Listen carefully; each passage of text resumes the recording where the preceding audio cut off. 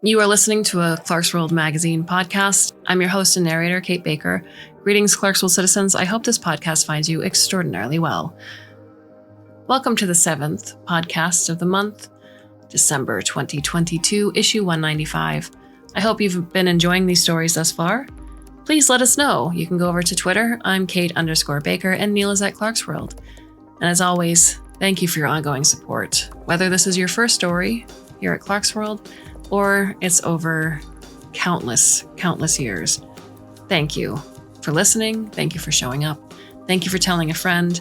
And thank you for giving support. Please go to patreon.com/Clarkesworld to show your support.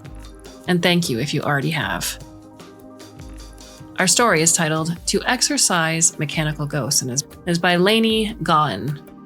Laney Gaughan, she, her, hers, loves to write about haunted places and people. Her work has appeared in Luna Station Quarterly, Crow and Cross Keys Journal, and Ram Eye Press, among others.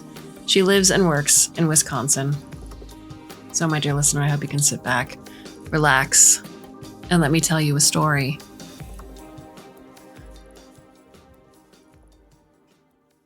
Andy's arm had belonged to a dead man before it had been screwed into his socket, wires spliced onto his nerve endings, and the thrumming metal drum plunged into the cavity of his ear. The doctor had done his best, of course, as well as could be done with a part hastily severed years ago.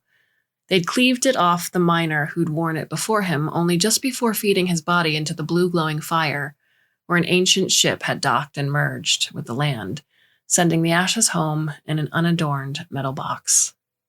It was unceremonious, both the surgery and the cremation. But few off-worlders had an address on file, much less a next of kin to contact when things went wayside. Besides, if they'd waited long enough for the message to ping between satellites and planetoid bodies back to the unremarkable rock where Andy's mother lived to receive the affirmative, his brain would have swollen into the fracture on his skull, and he would have been no use to anyone. He'd asked the doctor to send her word, or at least thought he had. His memory from the operating table were an amorphous swirl of fluorescent lights and the smell of his own flesh burning, blood vessels cauterized and crimped to the machine. By the time he was cleared to return to work, his roommate hastily tempering the invasive species of his work boots and junk mail from the week's vacant side of the room, Andy decided it was probably too late to check in.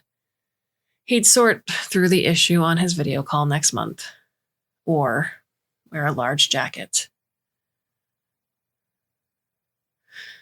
How does it feel to return from the dead?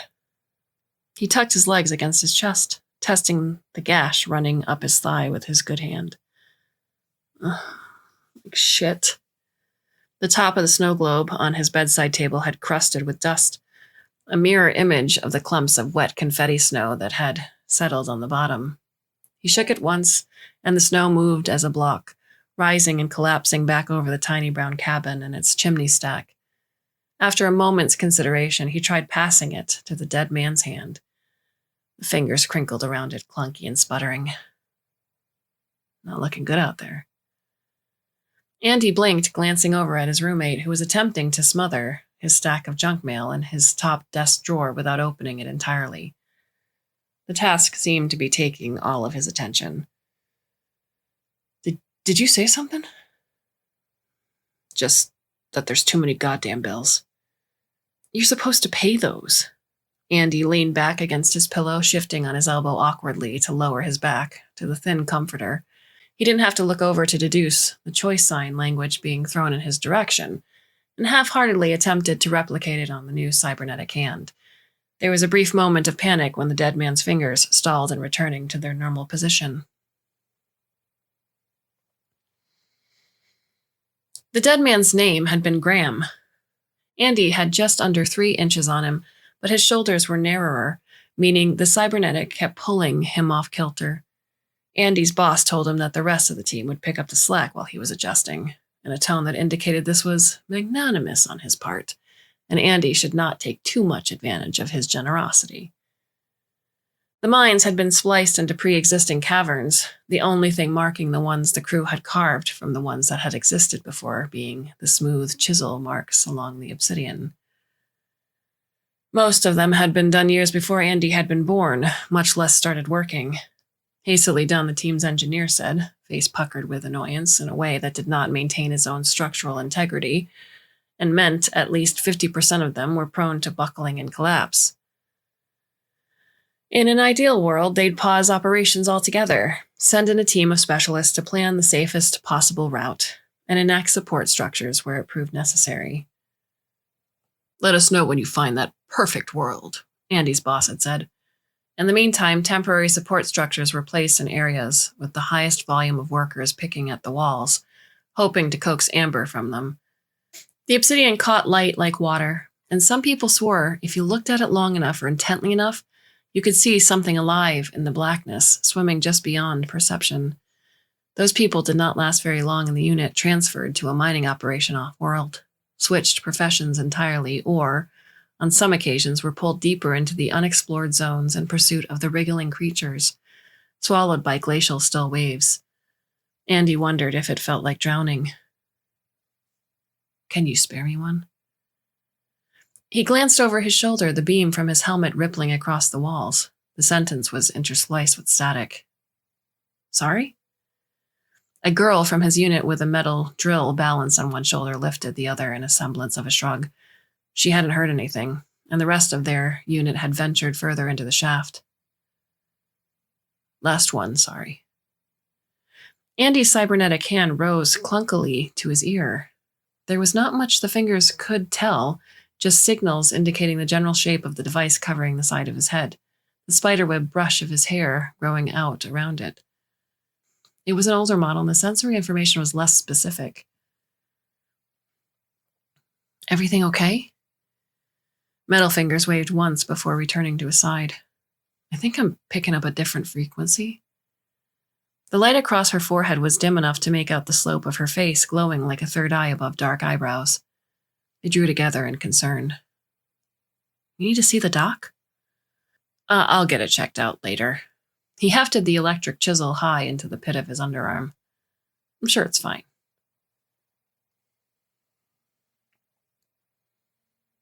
Prior to the accident, Andy had avoided the medical center as much as humanly possible. Everyone did, as far as he could tell, lacing their boots tighter over twisted ankles, guzzling salted water through stomach bugs, smearing a wax bandage over everything from minor cuts to machine burns. They kept moving and hoped whatever the problem was, it dissipated on its own. The reason was twofold. The first, a convenient lie. Labor in the mines required a strong spirit that did not seek help for a minor injury. The second, a less flattering truth. The operations resident doctor was a bitterly relocated pathologist who operated as methodically and untenderly on the living as he had on the dead for many years prior.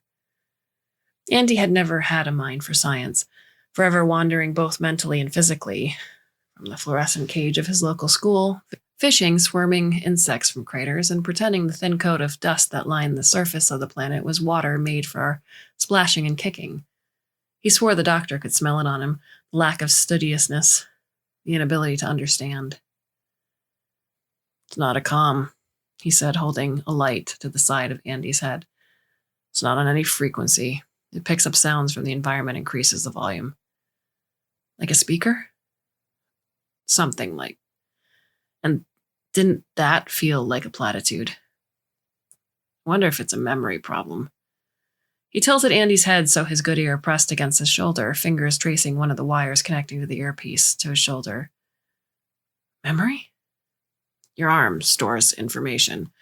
It saves repeated movements, so you perform them more easily. That's why the exercises I gave you were so important."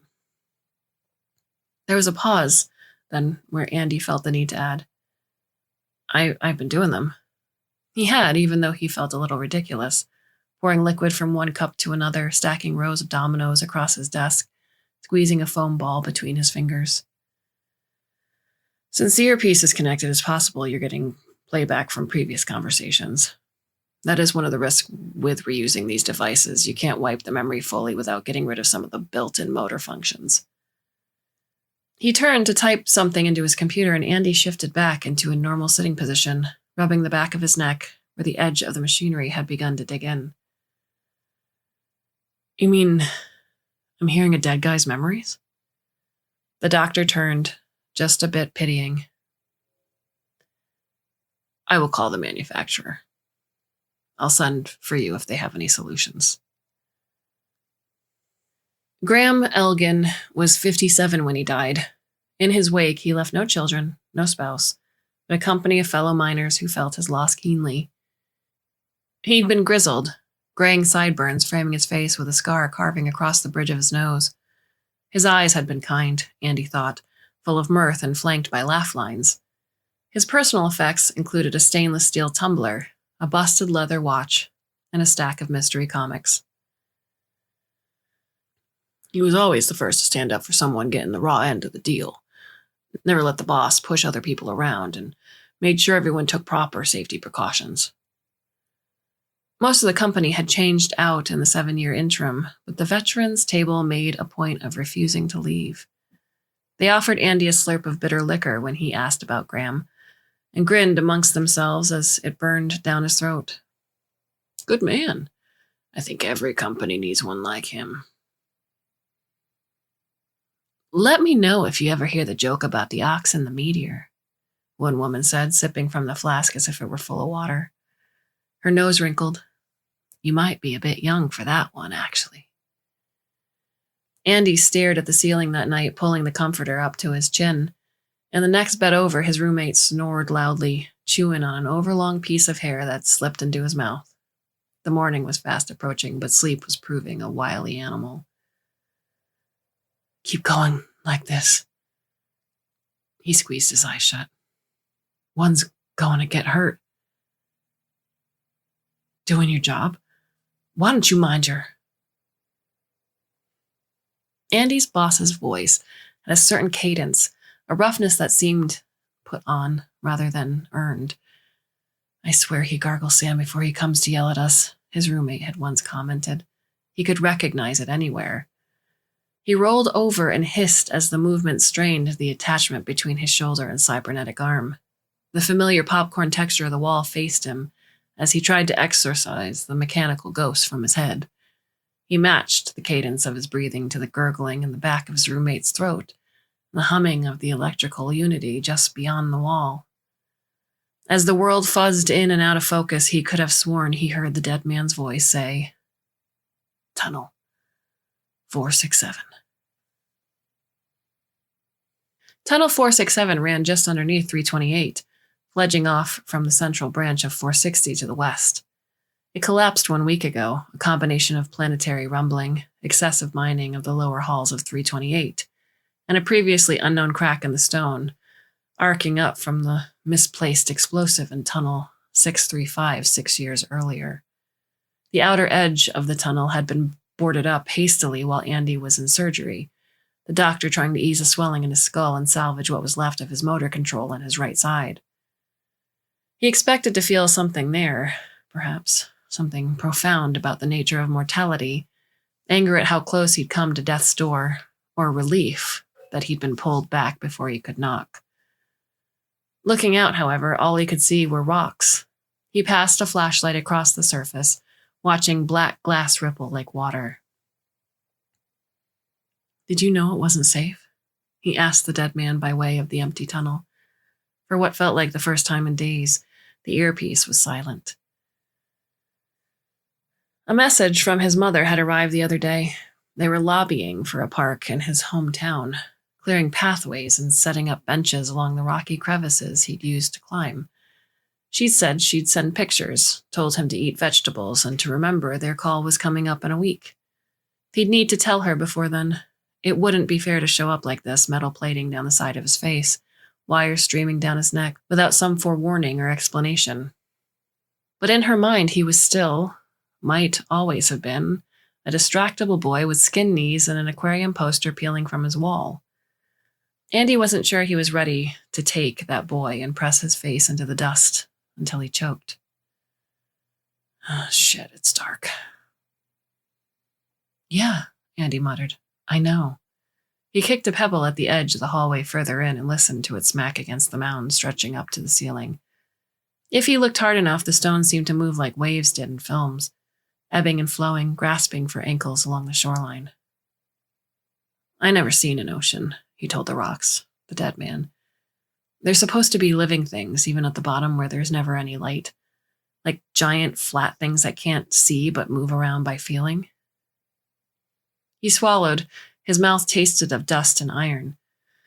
"And it's super cold, like here, I guess, before the mines were built." Andy flicked off the flashlight and turned back to the adjoining tunnel. "I'm sorry you died. Please stop talking to me." "What the hell do you think you're doing?" The static blitzed across his brain, high-pitched and screeching. By the time his mechanical arm had reached to protectively cover the plated ear, the way his remaining one had done to the other in an instant, the sound had stopped. Andy lowered his hands cautiously and stood there for a moment in a silence that sounded like death. "What exactly happened to Graham Elgin?" The doctor paused his typing. Andy was sitting on the cold metal table in his office halfway through his check-in regarding dexterity and motor function. He had not said anything regarding this call made to the prosthetics manufacturer, so Andy could only assume whatever response he'd garnered was not encouraging. "An accident. Could you tap each of your fingers against your thumb like this?" Andy repeated the movement. "What kind of accident?" "Slower. Fingers one at a time." The doctor frowned slightly. "Blunt force trauma, a small collapse caused by overmining." A pause. "Good. Now follow the movement of my finger with yours." The medical center was small. The room in which most normal check-ins were held was the same room where they had done surgery. The smell of antiseptic was enough to burn the inside of his nostrils. There was a bucket of sanitation fluid against the counter with the gleaming silver prongs of instruments poking from inside. As far as Andy could tell, there were no personal effects, save a degree attached to the far wall and a brown woolen overcoat hanging on the back of the door. "Forwards and backward, not just side to side." "That's better. How does that feel?" "Okay. Kind of stiff, but okay." He chewed his lip, teeth picking at the dead skin peeling off in whitish petals. "Was there ever an investigation done?" "Nothing beyond the usual. I don't have to tell you about the rate of accidents." I guess not." He made a note of the adjustments to his exercise regime and practiced applying ointment and grease to the metal until the doctor hummed in satisfaction. He arrived late to dinner, sipping brown broth through a tin spoon and listening to his roommate do impressions of an assembly speaker who had once tried to teach his elementary class basic safety procedures for gravity modular fluctuation. His earpiece crackled to life again. "Talking about, if you know what's good for you. Accidents happen all the time." The words were arched, wrapped around sand. Andy looked down at the reflection of the ceiling and the spoon, warped and upside down. Across the cafeteria, his boss, the head of operations for the team, was folded neatly in a plastic chair. "Andy, you okay?" His roommate's expression drew tight. More voices. It was a playful jab that fell flat atop the concrete floor. "Andrew, right?" Andy stilled against the wall, his unit filtering forward through a narrow opening in the cavern walls. "Just Andy, sir." The metal arm pulled him sideways, pressing his shoulder against the wall. Andy could not recall having ever gained the personal attention of one of his superiors prior to the accident. "Dr. Kavanaugh has been telling me you're struggling with some auditory feedback loops in your earpiece, is that right?" "Just an adjustment, that's all." The line of people in front of him was dwindling. It felt a bit like being in an hourglass as time began to slow. Andy managed an approximation of an upbeat look, though it hardly mattered, with half his face hidden by the helmet. "Well, of course." Serpentine accommodation. Andy felt it curling between his boots and up his legs. "I remember it took Graham a bit of time as well." The name hit like a stone to the chest, like what he imagined dropping into cold water would feel like. "Oh," was all he could get out. "You seem like a smart kid, Andy. You know what you're about, what's good for you. Am I right?" "I'd like to think so." Good. A hand squeezed against his good shoulder, some mock-up of a paternal gesture. "Glad to hear it. You banged up your head a fair bit, and sometimes that can give people strange ideas. Dangerous ideas." There was nothing left in front of him but the alcove. Beyond was the kind of darkness that snacked on bones and lights and wandering minds. Andy nodded once. "I'm glad we had this talk."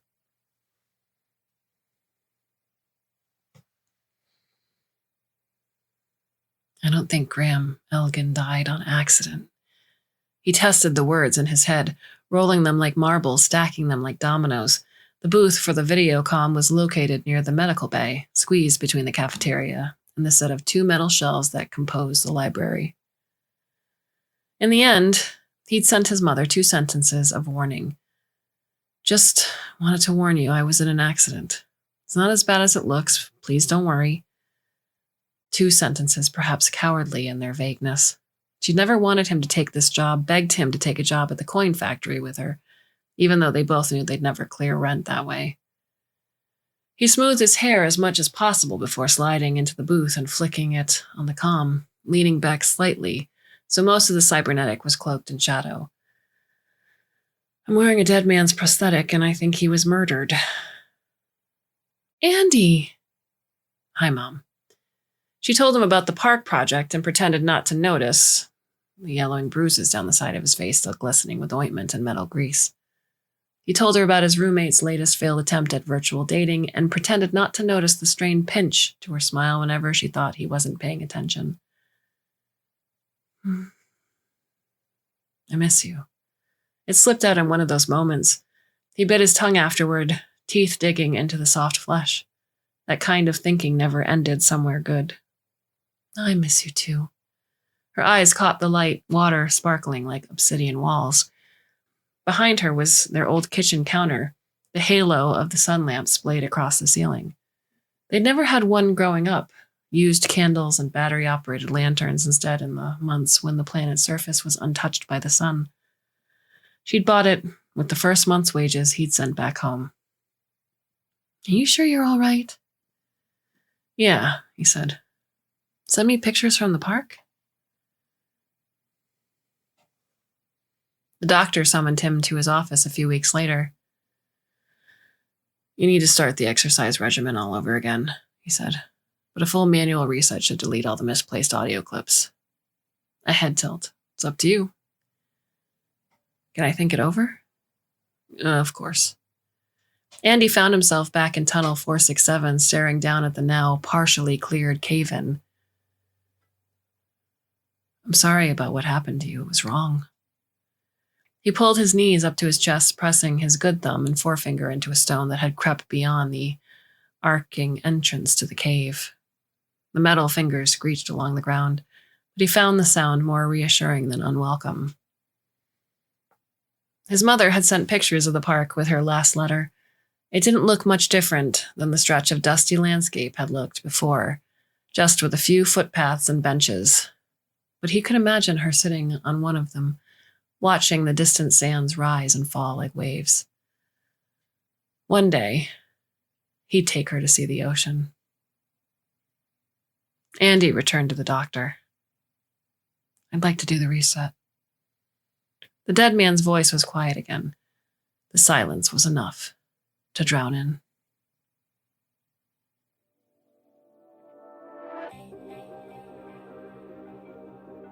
What are your thoughts on the story?